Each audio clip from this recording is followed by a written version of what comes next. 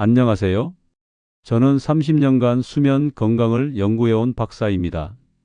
오늘 말씀드릴 이야기는 지금 처음 들으실 수도 있는 내용인데요. 잠을 잘 자고 있다고 믿는 분들일수록 밤에 뇌가 가장 힘들어질 수 있다는 사실입니다.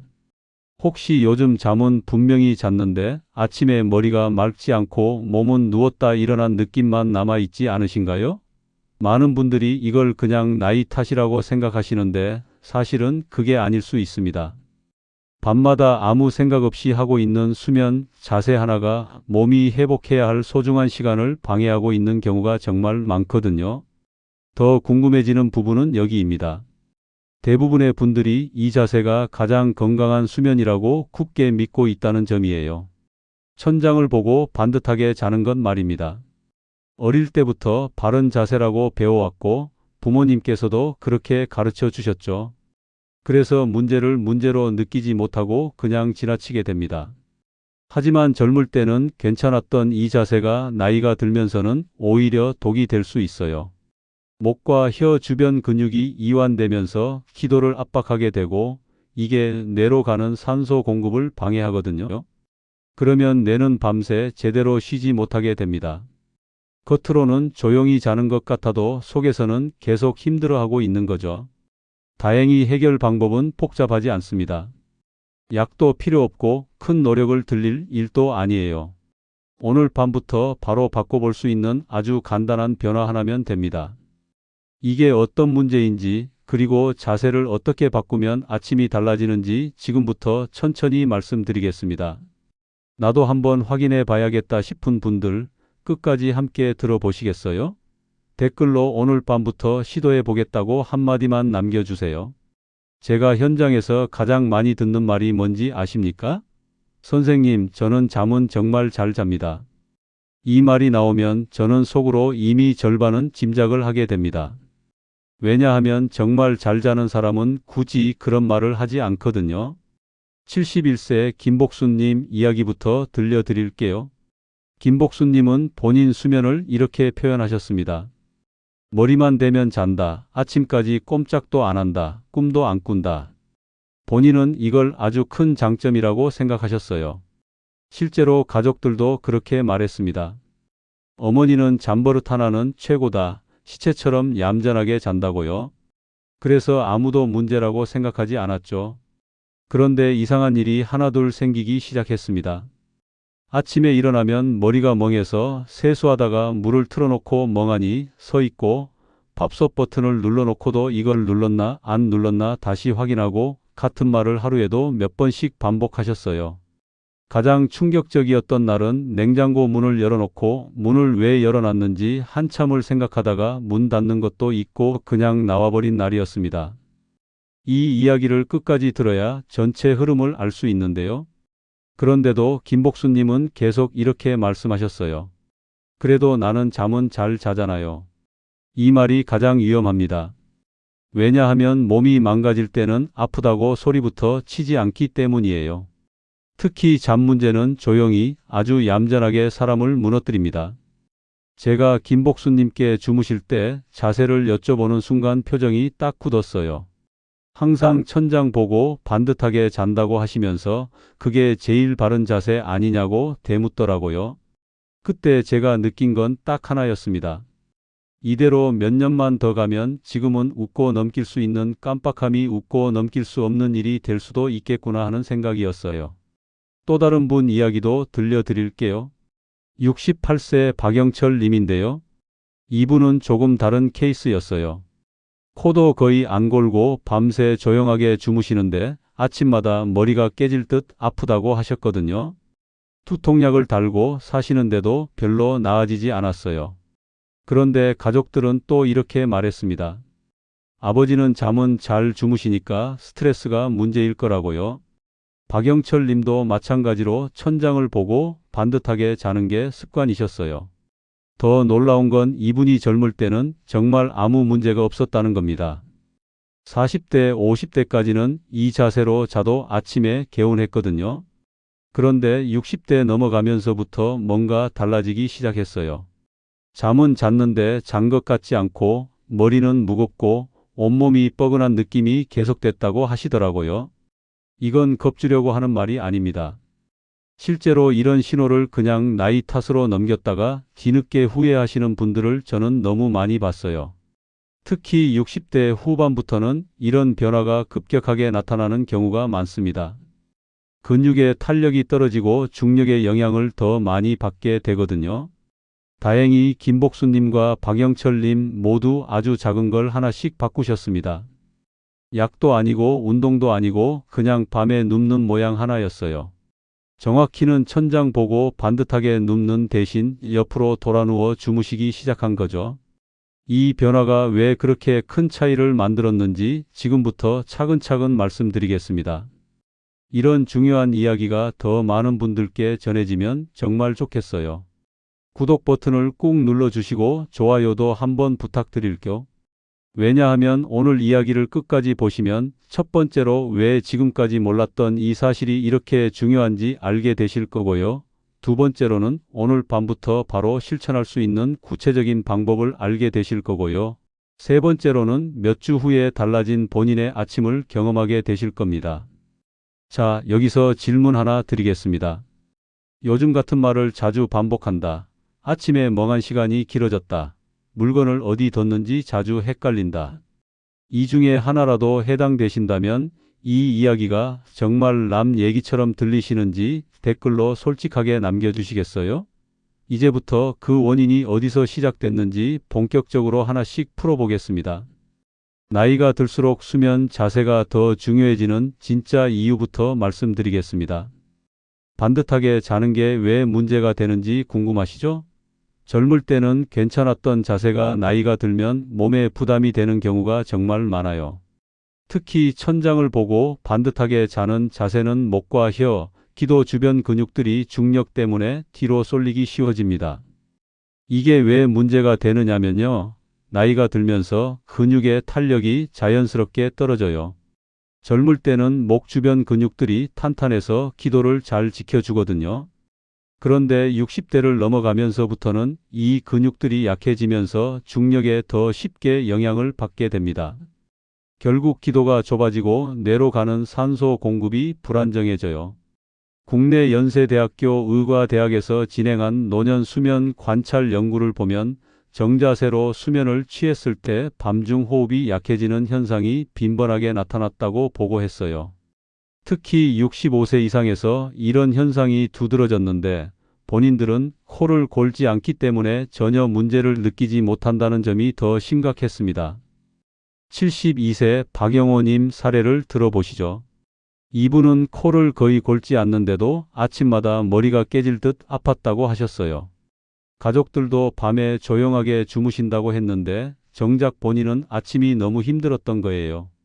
검사를 해보니 밤중에 호흡이 얕아지는 시간이 상당히 길었습니다.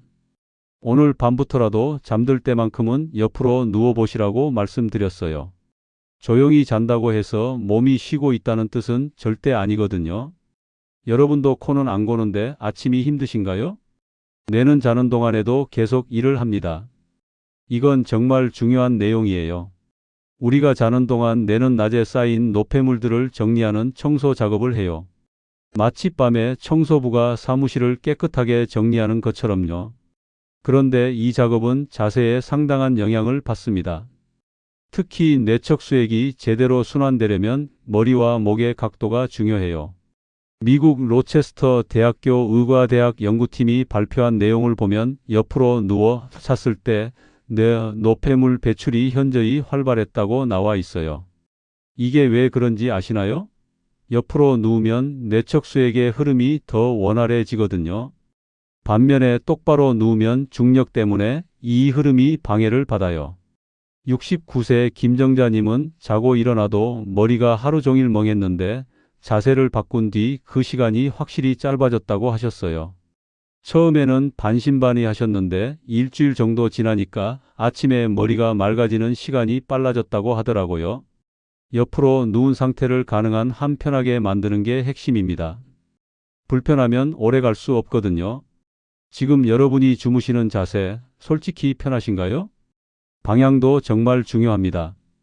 옆으로 잔다면 왼쪽이 몸에 더 편한 경우가 많아요.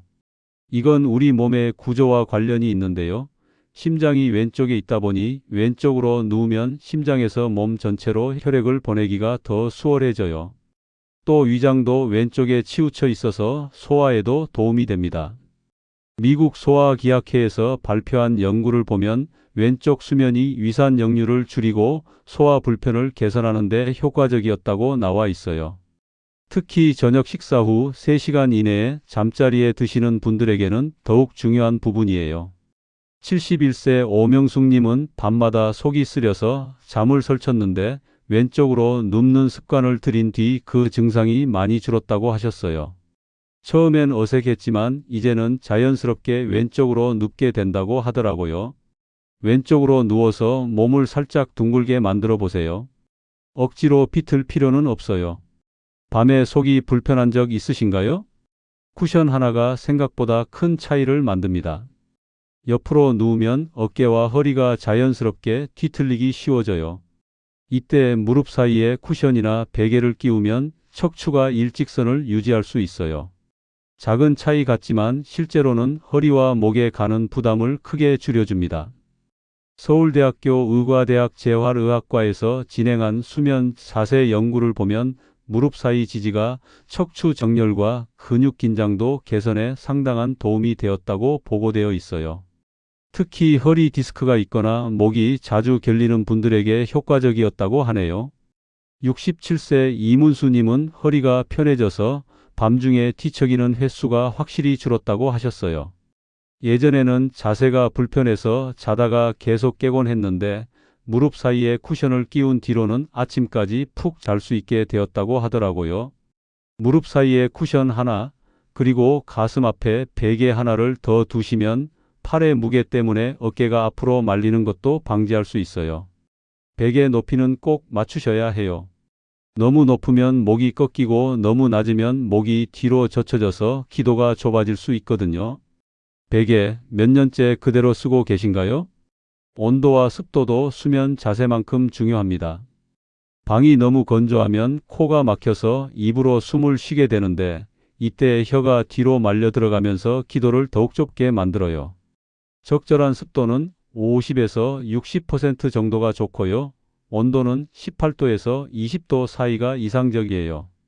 한국수면학회에서 발표한 자료를 보면 수면 환경이 수면 자세의 효과를 좌우한다고 나와 있어요.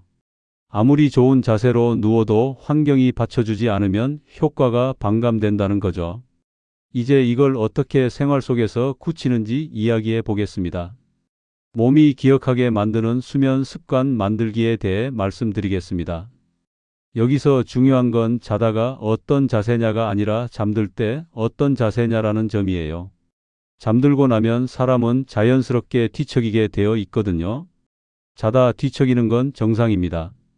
오히려 건강한 신호예요. 그러니까 처음 눕는 순간만 신경 쓰시면 돼요. 잠들 때 마지막으로 어떤 자세였는지 기억나시나요? 처음 며칠은 어색할 수밖에 없어요. 평생 해오던 습관을 바꾸는 거니까요. 하지만 몸은 생각보다 빨리 적응합니다. 보통 일주일 정도면 새로운 자세가 자연스러워져요. 억지로 계속 그 자세를 유지하려고 하지 마시고 편안하게 누우시면 됩니다. 일주일만 같은 방식으로 시도해 보시겠어요? 몸은 반복을 기억하거든요. 저녁 습관도 수면의 일부라는 걸 잊지 마세요. 특히 저녁 식사 시간이 중요해요. 배가 바쁘면 뇌도 제대로 못 쉽니다. 소화를 위해 혈액이 위장으로 몰리면서 뇌로 가는 혈액량이 상대적으로 줄어들거든요. 그러면 아무리 좋은 자세로 누워도 깊은 잠을 자기 어려워져요. 잠들기 3시간 전에는 식사를 마치는 게 좋습니다. 저녁 식사 너무 늦게 하지 않으시나요? 물을 마시는 것도 신경 써야 해요. 잠들기 직전에 물을 많이 마시면 밤중에 화장실 때문에 깰 수밖에 없어요. 그런데 또 너무 목이 마른 상태로 자면 입으로 숨을 쉬게 되면서 기도가 더 건조해지고 좁아져요. 저녁 8시 이후에는 물을 조금씩만 드시고 대신 낮에 충분히 수분을 보충하세요. 숨쉬기 좋은 환경 만들기도 정말 중요합니다. 방 안이 너무 건조하면 코 안쪽이 말라서 자연스럽게 입으로 숨을 쉬게 되거든요. 입으로 숨을 쉬면 혀가 뒤로 밀려서 기도를 압박해요. 게다가 찬 공기가 직접 목으로 들어가면서 목이 더 건조해지고 염증이 생기기 쉬워져요. 방 안 습도를 50에서 60%로 유지하는 게 좋습니다. 아침에 입이 바짝 마른 적 있으신가요? 가습기가 없다면 젖은 수건을 방 안에 걸어 놓는 것만으로도 도움이 돼요. 아니면 물을 담은 그릇을 침대 근처에 놓아 두셔도 되고요. 작은 변화지만 생각보다 큰 효과를 볼 수 있습니다. 베개 높이 조절하는 것도 놓치기 쉬운 중요한 포인트예요. 옆으로 누웠을 때 목이 일직선이 되도록 베개 높이를 맞춰야 해요. 너무 높으면 목이 위로 꺾이고 너무 낮으면 아래로 꺾여서 기도가 불안정해집니다. 어깨 너비만큼 베개가 높아야 목이 편해요. 베개를 몇 년째 바꾸지 않고 계신다면 한번 점검해 보세요. 메모리폼 베개나 라텍스 베개가 목을 잘 받쳐주긴 하지만 모든 분에게 맞는 건 아니에요. 본인이 편하다고 느끼는 베개가 가장 좋은 베개입니다. 다만 너무 푹신해서 머리가 많이 꺼지는 베개는 피하시는 게 좋아요. 잠옷도 영향을 미칩니다. 너무 꽉 끼는 옷을 입고 자면 혈액순환이 방해되고 몸이 긴장해요. 특히 목 부분이 조이는 잠옷은 피하세요. 목 주변 혈관이 압박되면 뇌로 가는 혈류에 영향을 줄 수 있거든요. 면 소재의 헐렁한 잠옷이 가장 좋습니다. 통풍도 잘 되고 몸의 움직임도 자유로워지거든요. 수면 시간도 일정하게 맞추려고 노력하세요. 매일 같은 시간에 자고 일어나는 게 중요해요. 생체 리듬이 일정해야 깊은 잠을 잘 수 있거든요. 주말이라고 해서 너무 늦게 자거나 늦게 일어나면 다시 리듬이 깨져버려요. 가능하면 평일과 주말의 수면 패턴을 비슷하게 유지하세요. 스마트폰이나 태블릿 화면도 잠들기 1시간 전에는 보지 않는 게 좋아요. 블루라이트가 멜라토닌 분비를 방해해서 잠들기 어려워지거든요. 대신 책을 읽거나 가벼운 스트레칭을 하면서 몸과 마음을 진정시키세요. 처음에는 새로운 자세가 어색해서 잠들기 어려울 수 있어요. 그럴 때는 억지로 참지 말고 편한 자세로 먼저 잠들고 점진적으로 바꿔나가셔도 됩니다. 중요한 건 꾸준히 시도하는 거예요. 몸이 새로운 패턴을 학습할 시간을 주세요. 오늘 이야기를 정리하면 이렇습니다. 우리가 평생 가장 바르다고 믿어온 수면 자세가 나이가 들면서는 몸을 쉬게 하지 못하는 자세가 될 수 있다는 점이에요. 특히 천장을 보고 반듯하게 자는 자세는 60대 이후부터는 기도를 압박하고 뇌의 노폐물 배출을 방해할 수 있습니다. 아무 생각 없이 계속 똑같은 자세로 잔다면 아침은 점점 더 무거워지고 머리는 점점 더 흐릿해질 수밖에 없어요. 깜빡하는 일이 많아지고 집중력도 떨어지죠. 심한 경우에는 이런 증상들이 더 심각한 문제로 발전할 수도 있고요. 하지만 자세 하나만 바꿔도 숨이 편해지고 아침이 달라졌다는 분들을 저는 정말 많이 봤습니다. 김복수님은 3주 만에 냉장고 문을 열어놓고 멍하니 서 있는 일이 없어졌다고 하셨고, 박영철님은 두통약 없이도 아침을 맞을 수 있게 되었다고 하셨어요. 이문수님은 허리 때문에 밤중에 깨는 일이 줄어들어서 숙면을 취할 수 있게 되었다고 하시더라고요. 오늘 당장 할 일은 3가지입니다. 첫 번째, 오늘 밤 눕는 순간만 바꿔보세요. 천장 대신 왼쪽을 보고 누우세요. 두 번째, 무릎 사이에 쿠션이나 베개를 끼워서 허리를 편하게 만드세요. 세 번째, 방 안 습도를 확인해 보시고 너무 건조하면 젖은 수건이라도 걸어두세요. 이 작은 변화들이 모여서 몇 주 후에는 완전히 다른 아침을 만들어 줄 거예요. 머리가 맑아지는 시간이 빨라지고 온몸이 한결 가벼워지는 걸 느끼실 수 있을 겁니다. 무엇보다 깜빡하는 일이 줄어들면서 자신감도 다시 생기실 거고요.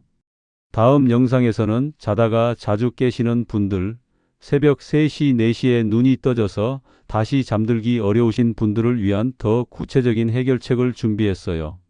왜 나이가 들수록 잠이 얕아지는지, 그리고 이걸 어떻게 개선할 수 있는지 실제 사례와 함께 자세히 말씀드릴 예정입니다. 자, 마지막으로 하나만 여쭤볼게요.